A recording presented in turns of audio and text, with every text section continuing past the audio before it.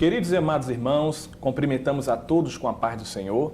Neste momento feliz, nós estamos aqui mais uma vez para darmos continuidade à série de estudos bíblicos referentes à lição bíblica da Escola Dominical, nesse terceiro trimestre de 2016, onde temos estudado o tema Desafio da Evangelização.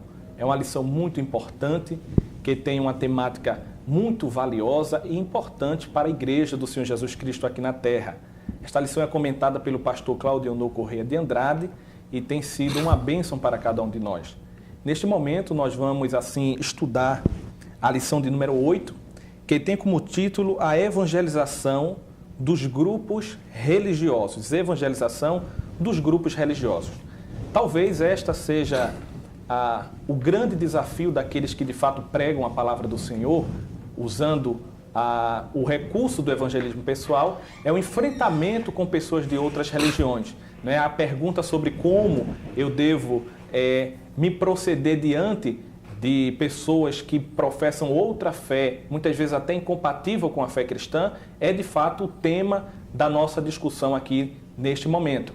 E para nos esclarecer os tópicos dessa lição, está conosco aqui, conhecido de todos nós, alguns companheiros. Em primeiro lugar, o pastor João Barbosa, o homem de Deus, está aqui conosco. Obrigado. É um prazer muito grande, já tem assim cooperado conosco há muito tempo. E também o evangelista Adjaí. Né? Amém, meu. Que Deus abençoe. Deus abençoe. É um prazer muito grande. Nós vamos aqui tentar ao máximo extrair desses homens de Deus, aqui nesta conversa que nós vamos ter, lições preciosas sobre esta lição. Esta lição, ela tem como verdade prática, antes de ouvirmos a opinião dos irmãos, se todas as religiões fossem de fato boas e salvadoras, a morte expiatória de Cristo não seria necessária. Só Jesus salva. Eu queria logo lançar ao pastor João a questão do particularismo cristão. Pastor João, nos explique essa assertiva. Só Jesus salva. É uma afirmação que não é muito politicamente correta, mas parece que é verdadeira, não é, pastor João? Não é politicamente, não seria correta, mas teológica e biblicamente é correta. Porque a Bíblia deixa muito claro que em nenhum outro há salvação. Porque também debaixo do céu a nenhum outro nome é dado pelo qual devamos ser salvos. E esse nome é Jesus Cristo. Isso é o que nos fala as Escrituras Sagradas do Novo Testamento. E nós não podemos fugir disso. Agora, a quantidade de religiões existentes no mundo, seitas e religiões como se falam, religiões grandes e religiões pequenas, e todo dia surgem religiões e igrejas espalhadas por aí afora, por esse mundo afora. E esse pluralismo, vamos dizer assim, que a gente não consegue definir com uma palavra esse fenômeno, porque interessa isso a alguém, essa mistura terrível. Mas o certo é que, por causa disso, surgem os chamados mitos, como diz aqui a lição. É por causa desse pluralismo que surgiram os chamados mitos da religião. E esses mitos, eles agem e eles existem de muitas formas, para que o homem que não conhece a Deus e anda como um cego que não tem quem o guie, quem o dirija, quem lhe aponte o caminho, anda na escuridão, com o risco de ser atropelado ou de cair num precipício. Estou falando aqui no sentido espiritual, é muito grande. Então, a necessidade de que o homem não só tenha uma religião, como seja um religioso, precisamos ser religiosos. Isso aí eu não posso combater a religiosidade em si. A forma como esta religião que o indivíduo serve, que ele se dedica, esta é que pode ser até contestada, e ser chamado a atenção para que ele possa corrigir o seu rumo no sentido espiritual. Eu, pelo menos, entendo assim. Pastor, então quer dizer que o fenômeno religioso, ou seja, essa sede pelo divino, é um fenômeno antropológico, inclusive, ou seja, todo ser humano tem isso. Agora, cada religião ela faz uma afirmação que busca um valor de verdade. Agora, esta afirmação, ela pode ser falsa ou verdadeira. Agora, o fenômeno religioso é algo universal. Aliás, a Bíblia nos respalda isso. Me parece que é o Salmo 42, que o salmista fala ali que a sua alma tem sede de Deus, ou seja, o homem sente nostalgia de Deus. Não precisa que alguém tenha falado para o homem acerca de Deus. Isso está cravado no seu ser. Ele sente nostalgia de Deus. E o salmista diz ali que como o animal sedento busca as fontes de água para dessedentar, sem que ninguém o dirija, de igual modo, diz ele, a minha alma clama por ti, ó Deus. Como se entender isso? O animal está lá na floresta, ou no deserto, e tem sede. E ele quer água para dessedentar. Mas não precisa que alguém o dirija, o seu instinto vai levar lá onde tiver água. Se tiver água em algum lugar, ele acha, naquela região. E sentido espiritual, nós sentimos isto por Deus. É isso que tem implícito ali no texto bíblico, lá. Não tenho nenhuma dúvida. Agora, que Deus é este que a pessoa serve, que a pessoa adora, que a pessoa oferece suas dádivas e entrega a sua vida? É isso que a lição nos leva a discutir aqui nesse momento. Muito bem, então, mediante as palavras do pastor João, é um fato que é inegável que o ser humano, ele, de forma inata e natural, ele tende a buscar um sentido para a sua existência, né? A busca pelo sentido da existência é um fenômeno, digamos assim, universal. O ser humano, ele busca uma explicação acerca da sua existência, de onde ele veio, qual é o sentido da vida, o que ele deve fazer e para onde ele vai. Isso é um fato. Inclusive, João Calvino, ele chamava esse senso, essa sede de Deus, de senso divinitatis, ou seja, é aquilo que existe no homem, a tendência para o divino. Agora, a religião cristã, a Bíblia Sagrada, digamos assim, de forma mais específica, evangelista Adjair, também nos dá um dado que também é muito importante, que não pode ser ocultado, que é a questão da queda e do pecado. Ou seja, o homem ele tem essa sede pelo divino, mas aí entra o pecado e o homem, na busca por Deus, pelo seu pecado, ele não chega até alcançar o conhecimento do Deus verdadeiro. E daí chega ao ponto de criar para si falsos deuses, nasce então a idolatria, homens criam os seus próprios deuses, a sua imagem e semelhança, e também nasce uma série de mitos, que a lição ela faz referência a alguns aqui, né, como, primeiro, o mito de que todas as religiões são boas, né? Digamos, nós podemos também dizer o mito de que todas as religiões são verdadeiras, e segundo, o mito de que todas as religiões levam a Deus. Então, evangelista Adjair, nos explica um pouco sobre isso, né? Porque me parece muito claro que esse tipo de ideia surge sobretudo por conta do pecado. O homem já tem esse senso da existência de Deus, essa busca, essa sede por Deus, mas na busca o pecado entra no meio e faz toda uma desconfiguração e ele começa a criar para si falsas ideias. Então, o que é que nós que somos cristãos podemos responder mediante essas ideias aqui? Primeiramente, o que eu observo aqui na lição, que está sendo tratado, até no primeiro tópico, seria a forma mais fácil que a humanidade está querendo chegar-se a Deus. Hoje em dia existem inúmeras religiões com seus segmentos, suas crenças, suas ideologias, né? E o que a gente vai ver dentro da Bíblia, que até o próprio Jesus usou as suas expressões lá no livro de João, no capítulo 14, versículo 6, que ninguém vai ao Pai a não ser por Ele. Nós vamos ver que as religiões hoje que são implantadas, que muitas delas que subsistem há muito tempo, são religiões que tentam trazer uma facilidade de um homem para ter o acesso de uma maneira mais prática a Deus.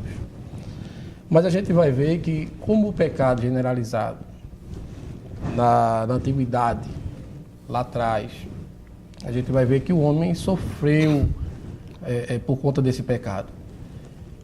E isso tudo foi resultado na questão que a gente está vendo hoje, uma humanidade muito individualista, pessoas que são amantes de si mesmo, não pensam em si, nas demais pessoas como um todo, mas pessoas que levam seus próprios pensamentos, têm suas próprias ideologias. Então a gente vai ver, até na própria lição aqui, quando fala sobre os mitos, onde tem a citação aqui que todas as religiões são boas, a gente vai entender que isso é uma inverdade.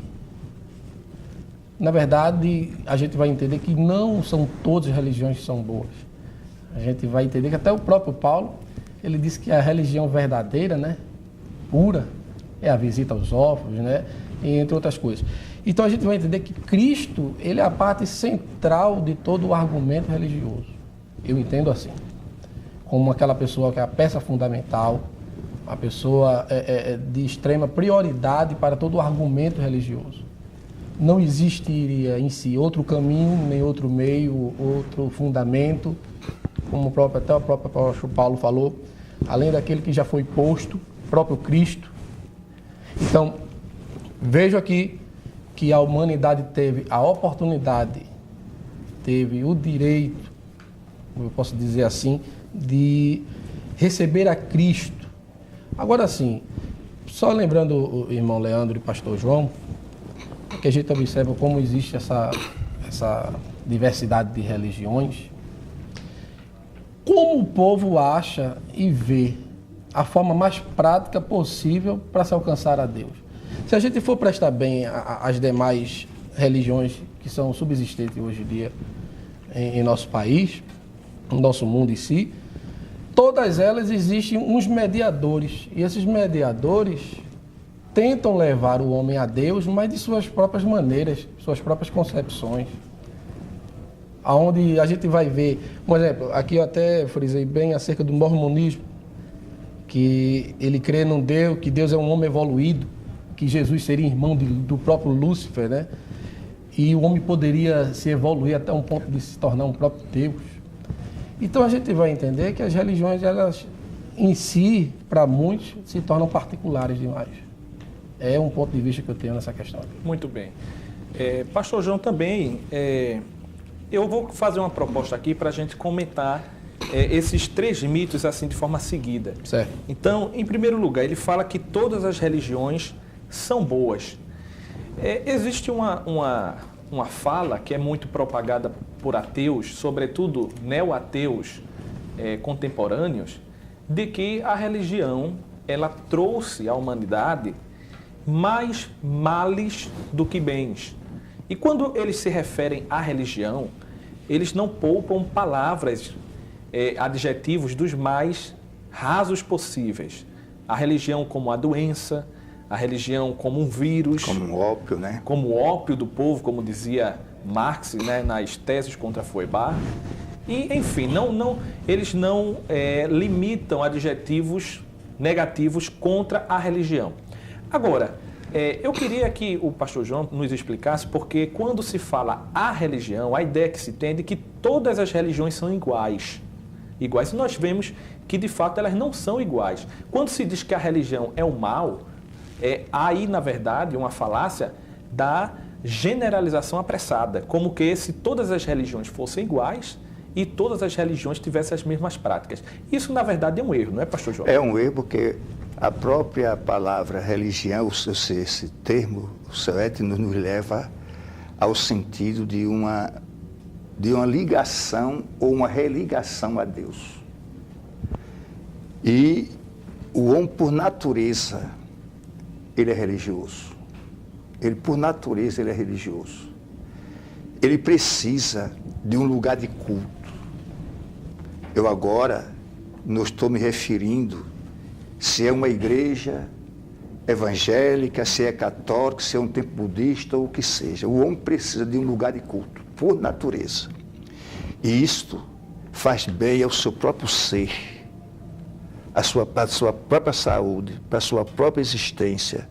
E também isto o inclui na sociedade ali da sua vila, sei lá, da sua cidade onde ele vive. Então isso para o homem é importante.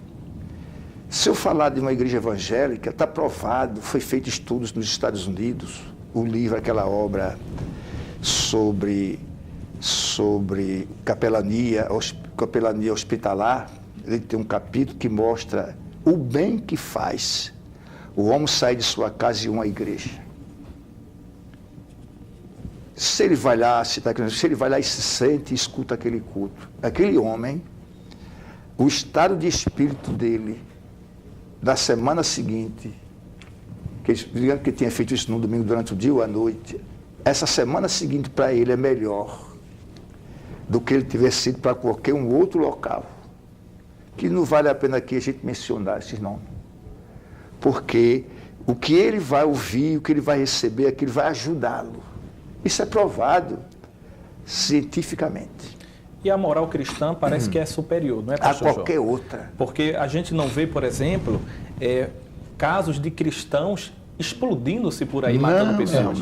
Ou seja, você tem religiões que têm um código de moral que é totalmente diferente de outra. Ou seja, se a gente for fazer um apanhado histórico, os direitos humanos, o direito das mulheres e o direito à vida, né, tudo isso nasceu e brotou dentro de solos que eram influenciados pelo cristianismo.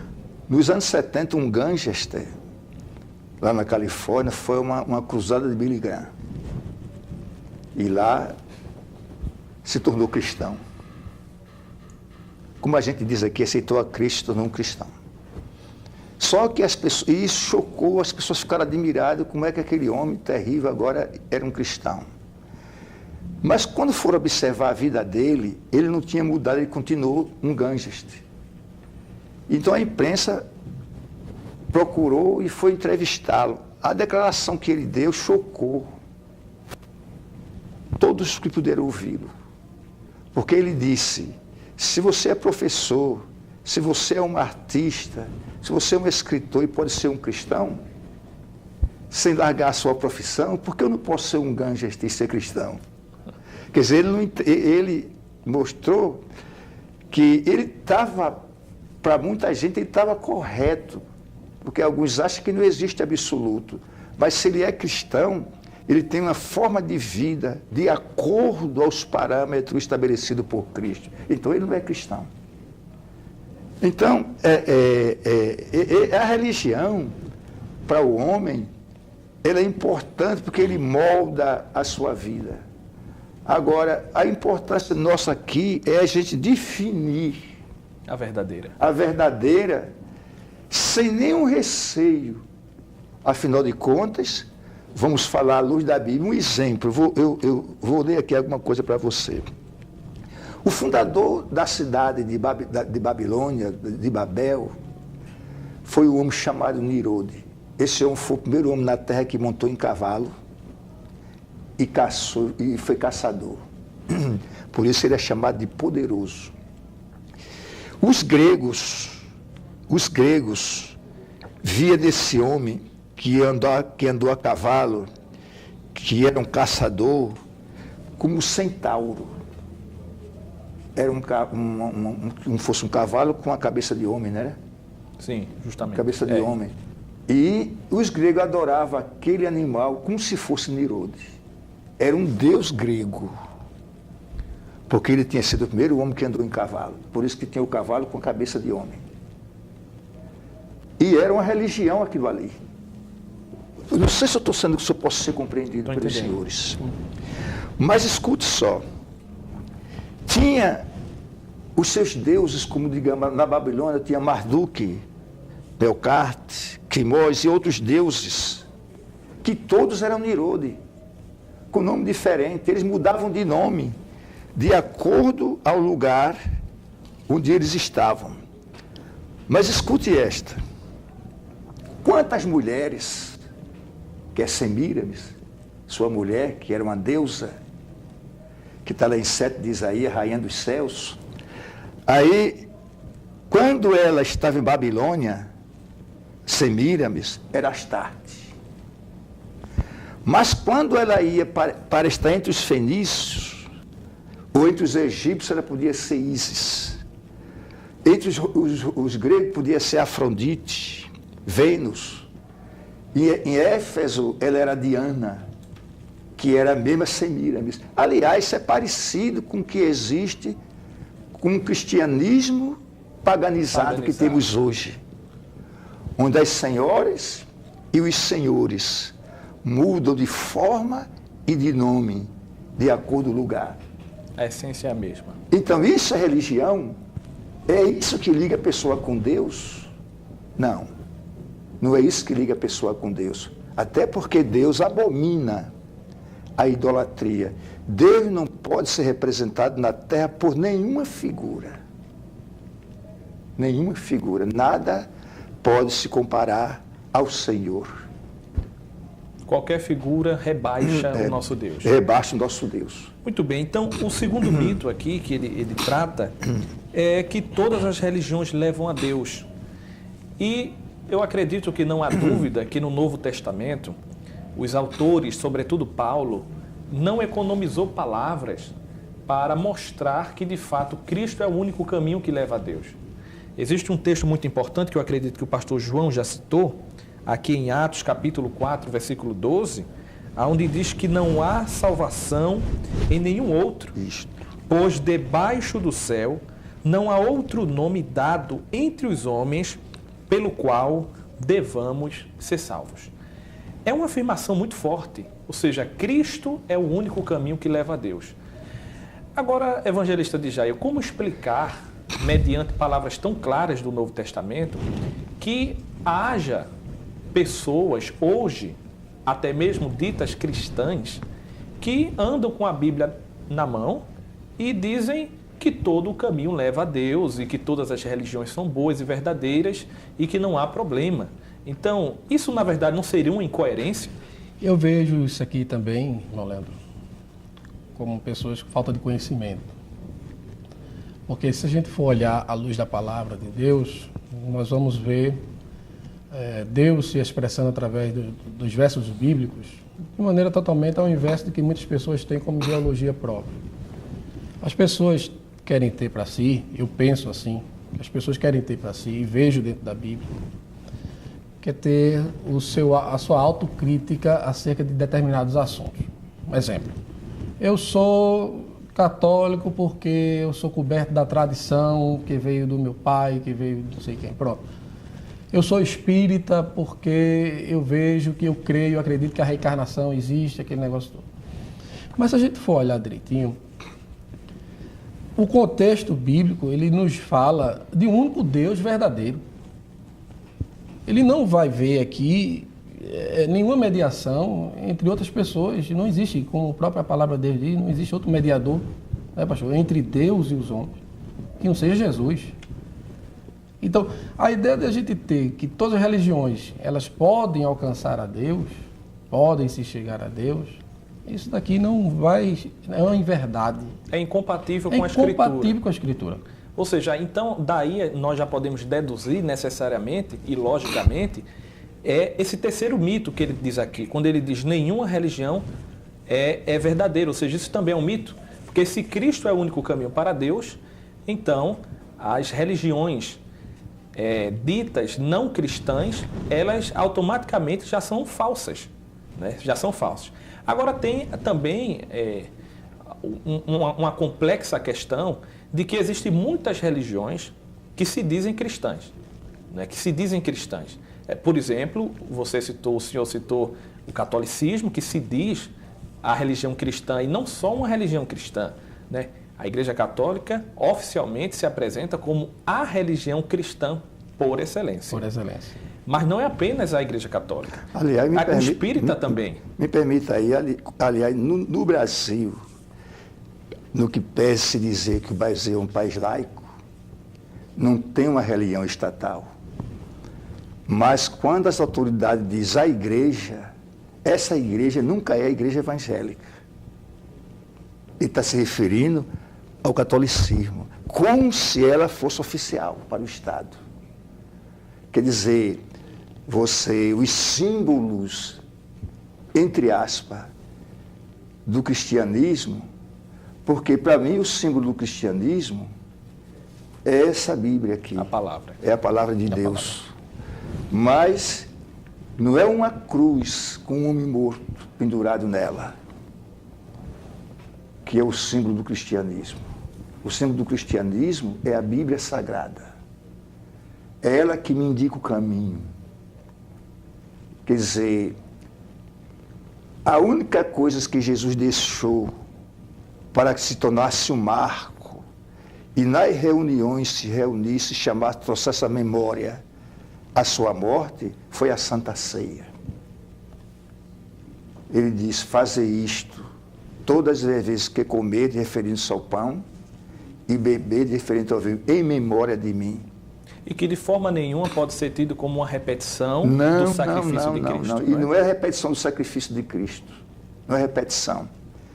Então, se você chega no hospital, no fórum e etc., e tem ali um símbolo dito cristão, que agride aqueles que têm a Bíblia como regra de fé e prática, porque é ela que nos indica o caminho.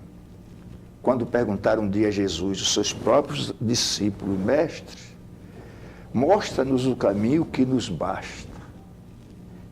E Jesus disse, olha, eu estou há tanto tempo convosco, me pergunta, mostra-nos o caminho, eu sou o caminho. Mas eu não sou só o caminho, eu sou a verdade. Mas eu não sou só a verdade, eu sou também a vida.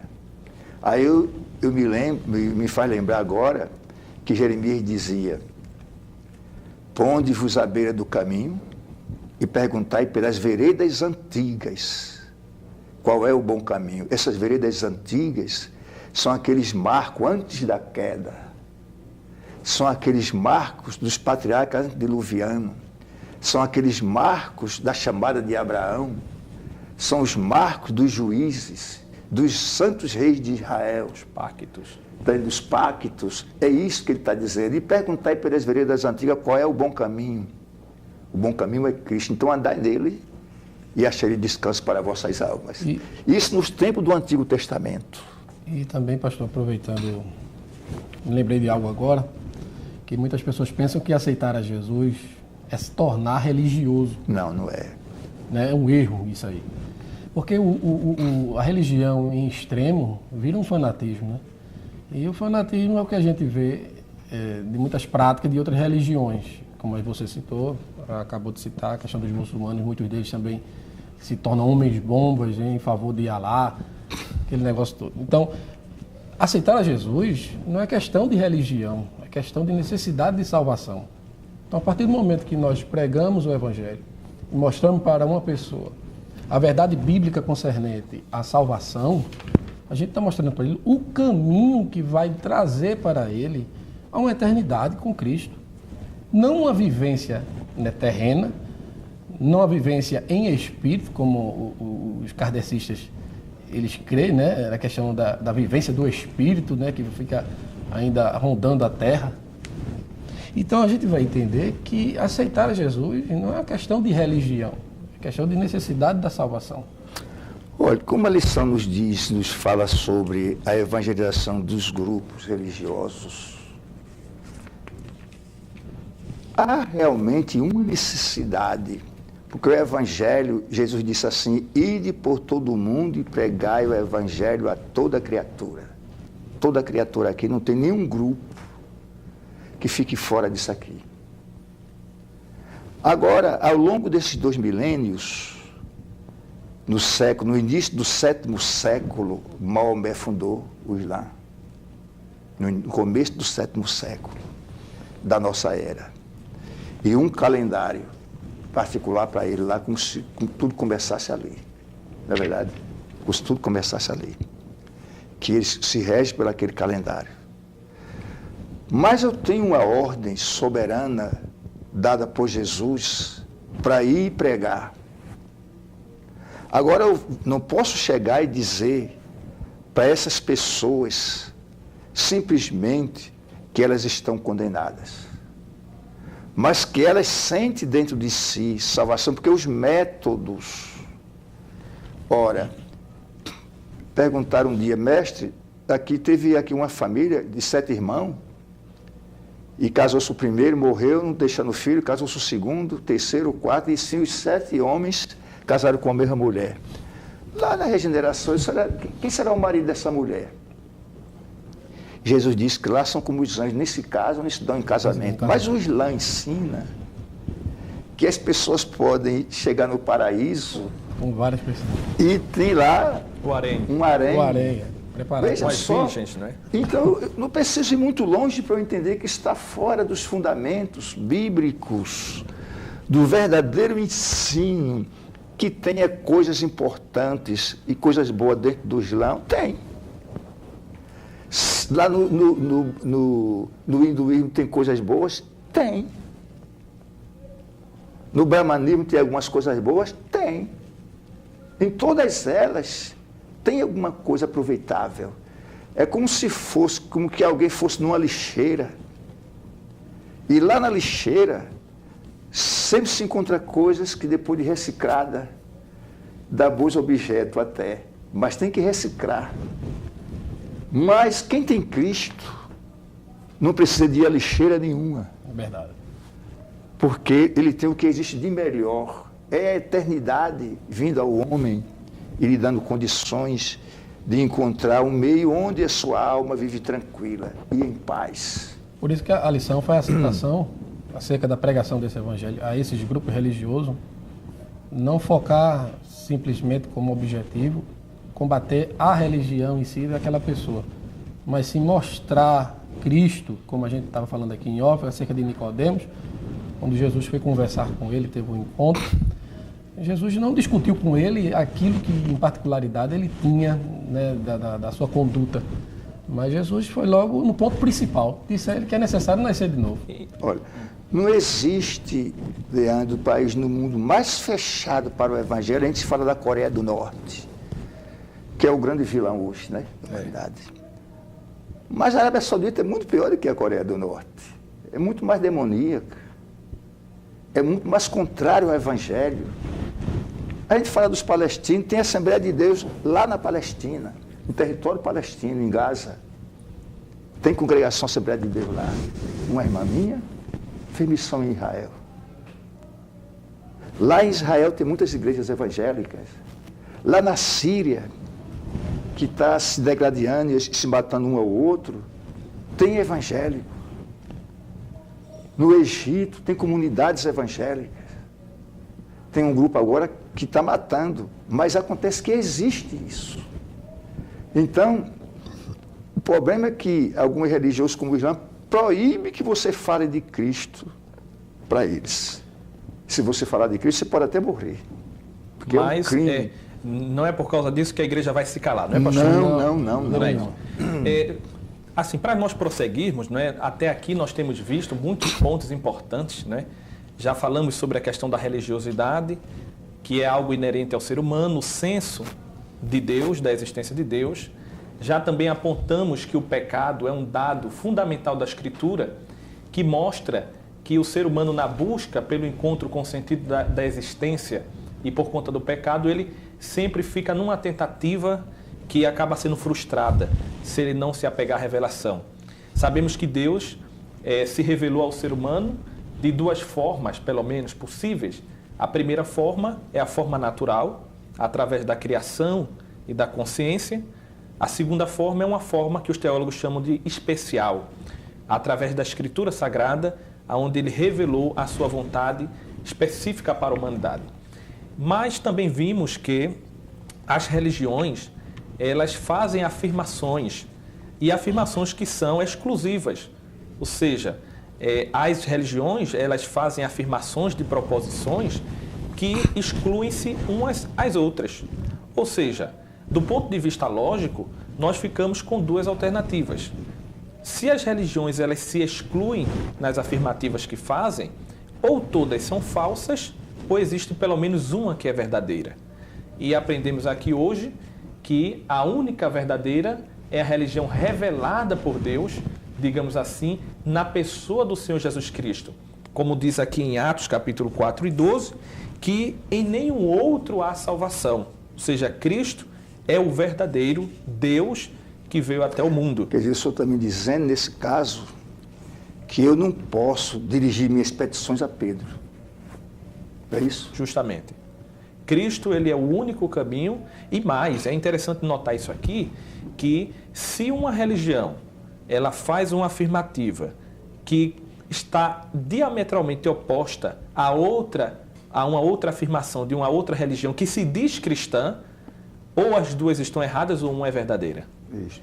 E o critério que nós temos que usar, como o seu pastor muito bem frisou, é o parâmetro da palavra. Então, seguindo esse critério, todas as religiões que não são cristãs, elas já estão excluídas. As religiões pagãs, os politeístas e assim por diante, estão excluídas já por definição. Agora, existem muitas religiões que se dizem cristãs, né? Que se dizem cristãs, como por exemplo, mormons também se dizem cristãos, como foi citado, espíritas, católicos, muitos se dizem cristãos. E entramos então nesse segundo ponto. Esse segundo ponto que diz como evangelizar os religiosos. Ele dá aqui algumas dicas de como evangelizar esses religiosos, porque não é fácil você, como cristão, evangelizar a uma pessoa que também se diz cristã, que também diz que crê na Bíblia, mas que crê em uma outra revelação. Por exemplo, os católicos dizem, não, nós acreditamos na Bíblia. O ponto de partida é o mesmo, nós acreditamos que existe um Deus pessoal, nós acreditamos que existe um Deus que é uma trindade, nós acreditamos na morte expiatória de Cristo, acreditamos que a salvação é pela graça, apesar que os católicos eles acrescentam também as obras, né? Cremos também na Escritura Sagrada como palavra de Deus, os católicos acreditam, apesar que também acrescentam o magistério da igreja. Ou seja, como evangelizar pessoas que se dizem cristãos verdadeiros? Os espíritas kardecistas também se dizem muito cristãos, né? Mormons dizem que tem a continuidade da revelação de Deus. De Jeová. E inclusive os mormons dizem que são a restauração do cristianismo verdadeiro.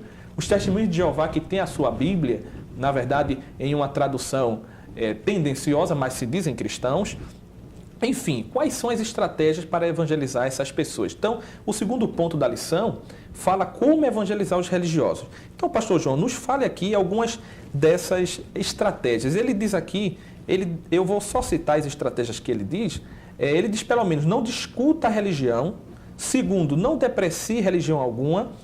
Mas, em terceiro lugar, ele diz, mostre a verdadeira religião. Como conciliar isso aqui? É muito simples. Nos dias de João Batista, existia muitos grupos religiosos na Judéia que se organizavam como se fossem partidos políticos. Na verdade, era um partido político e religioso. E eles cada um tinha a sua tendência. Quando João veio pregar, falar de Cristo, ele não falou de nenhum daqueles grupos dos quais um deles ele pertencia. Mas ele não se apresentou ali. Ele trouxe uma mensagem, ele trouxe uma mensagem salvadora, diferente de tudo que se ouvia naquele tempo. Isso é um modelo. Isso é um modelo. Quando Filipe desceu a Samaria, conforme o livro dos Atos, capítulo 8, versículo 4 em diante, ele falou de Cristo às multidões. Quando os apóstolos saíram em missão, onde eles chegavam, eles apresentavam a Cristo. Foi assim que o Evangelho foi pregado às multidões e os milhões e milhões de pessoas aceitaram a Cristo. Então, Evangelho é falar de Cristo, é a pregação pura e imaculada, sem mistura. Se você misturar o Evangelho de Cristo com idolatria, não é o Evangelho de Cristo. Porque Pedro, na sua primeira carta, ele diz, versículo 18, 1:18, sabendo que não foi com coisas corruptíveis como prata ou ouro que foste resgatado da vossa vã maneira de viver, mas sim pelo precioso sangue de Cristo, como de um cordeiro imaculado e incontaminado. E faz um ponto assim, o qual em outros tempos foi conhecido ainda antes da fundação do mundo, mas agora manifeste por amor de vós. Eu faço aqui um grifo. Não foste resgatado da vossa vã maneira de viver por tradição. Quem resgata o homem não é a tradição, é o poderoso sangue de Jesus. Muito bem, pastor. E continuando aqui para nós caminharmos já para concluir esta nossa reflexão, o terceiro ponto da lição fala sobre religiosos que representam desafios. Nós, obviamente, não temos tempo aqui para contar a história de cada uma dessas religiões. A lição cita aqui, por exemplo, os católicos romanos, os espíritas, os judeus e muçulmanos, e por último ele cita também os ateus, que na verdade não é uma contradição em nenhum sentido, porque o ateísmo militante não deixa de ser tão religioso quanto qualquer outra religião, né? Então, o que nós queremos saber aqui, claro que cabe ao pregador do Evangelho se preparar para conhecer essas religiões, né? Nós não estamos aqui para fazer um estudo minucioso de cada uma dessas religiões, cabe ao pregador do Evangelho se preparar, estudar a história do desenvolvimento dessas religiões e a história das suas doutrinas e também conhecer as doutrinas fundamentais da fé cristã para poder se defender. Então, evangelista Adjaí, mediante esse cardápio aqui de tantas religiões, e existem muitas outras, né? O pastor João disse que no mundo existem milhares, inclusive, de religiões. Mas no nosso contexto aqui no Brasil, podemos dizer que essas daqui, que são religiões que são mais destacadas, né? Católicos romanos, espíritas, Testemunhos de Jeová, grupos que não, ubandistas também, Testemunhos de Jeová, mormons também, que, sobretudo os Testemunhos de Jeová e os mormons, que tem um aspecto muito grande de proselitismo, não é? Eles pregam muito evangelho, abordam pessoas, e se o cristão ele não estiver preparado, em vez dele evangelizar uma pessoa dessa, um sectário desse, ele acaba sendo engodado. Então, quais são as competências que o pregador do evangelho deve ter em relação a essas pessoas que seguem essas religiões? E uma segunda pergunta a pessoa que prega o evangelho e se depara com uma pessoa, por exemplo, de uma religião sectária, será que está correto ela debater os pontos de doutrina da religião da pessoa, se necessário, ou ela deve evitar isso sempre? A apologética, né, em si, nos ensina que a gente tem que fazer a defesa da nossa fé. Muito bem.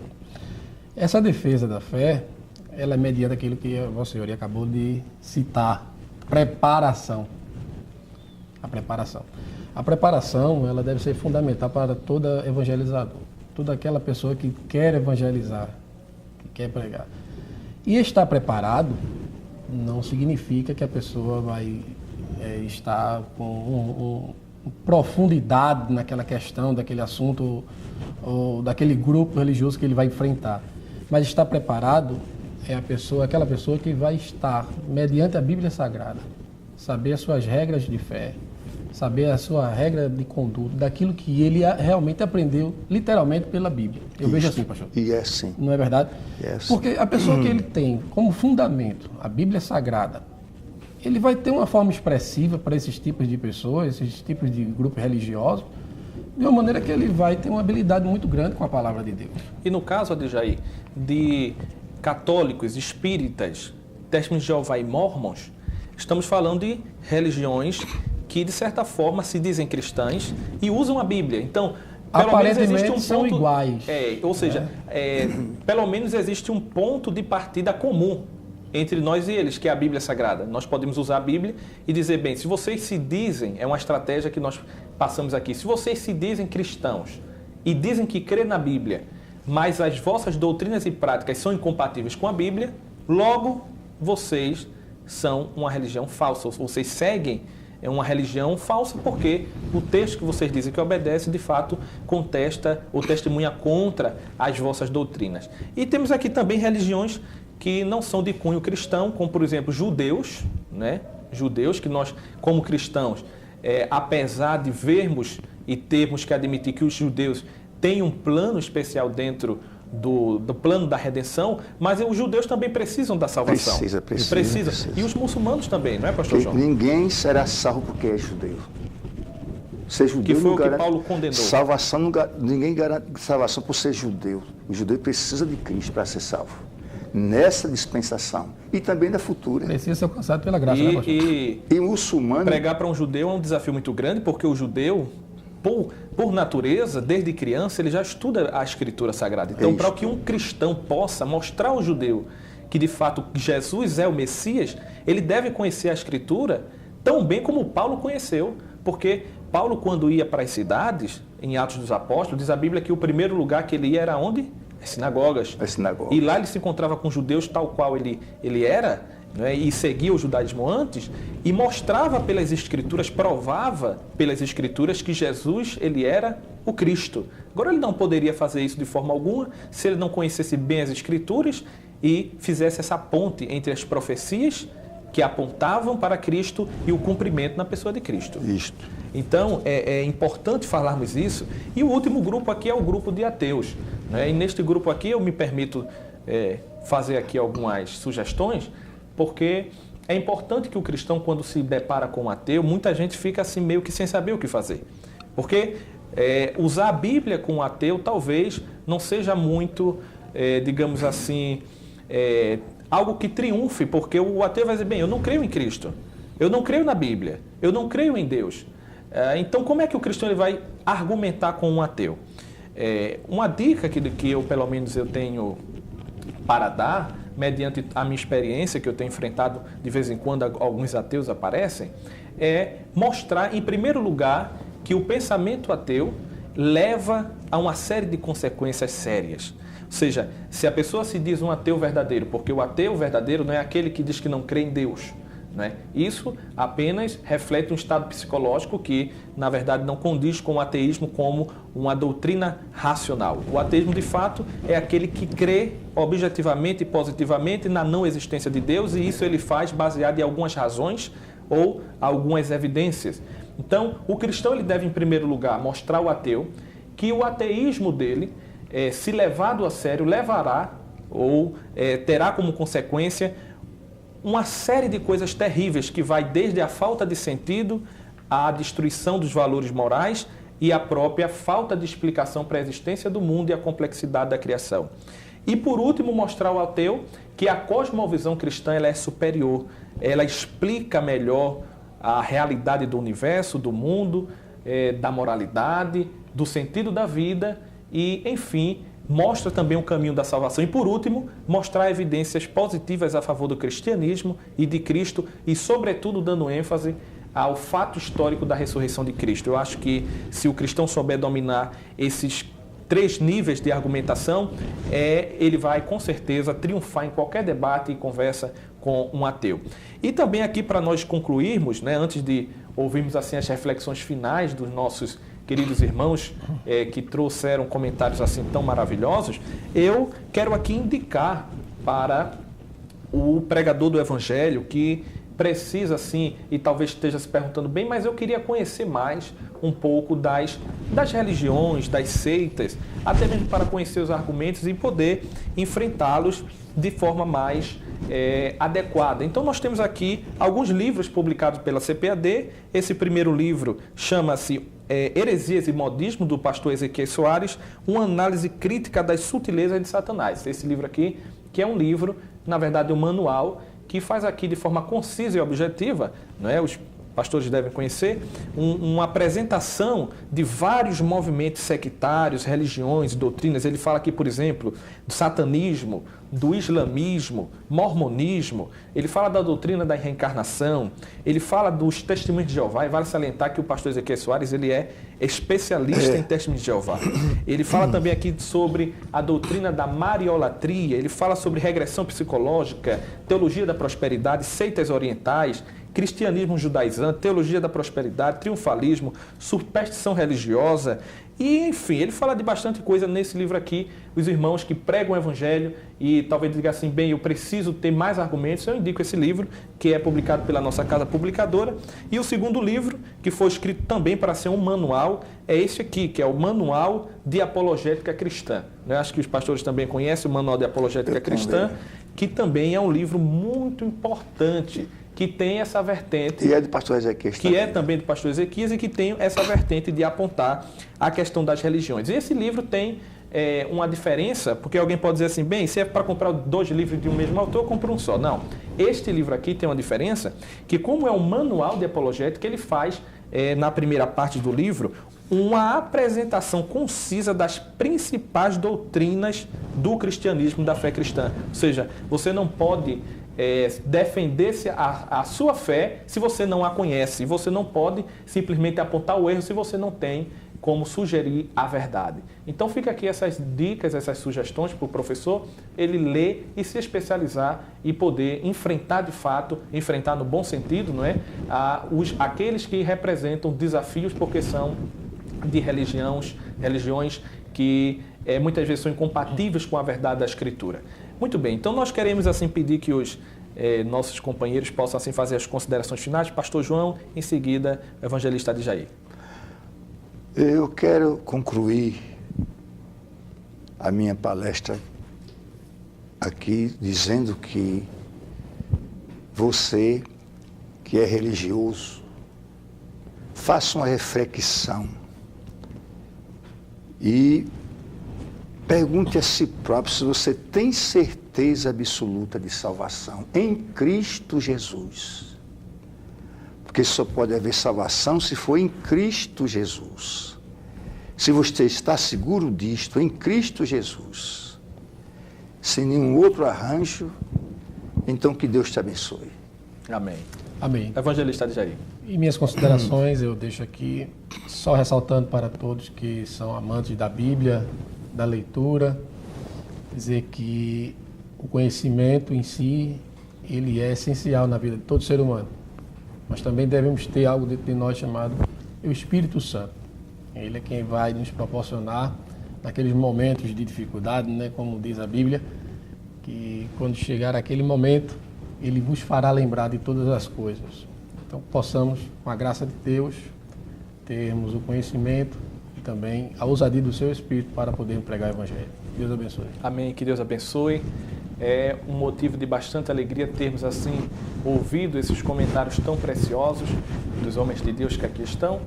E infelizmente o tempo é muito curto, nós poderíamos ainda falar de vários pontos importantes, mas o tempo pede para parar.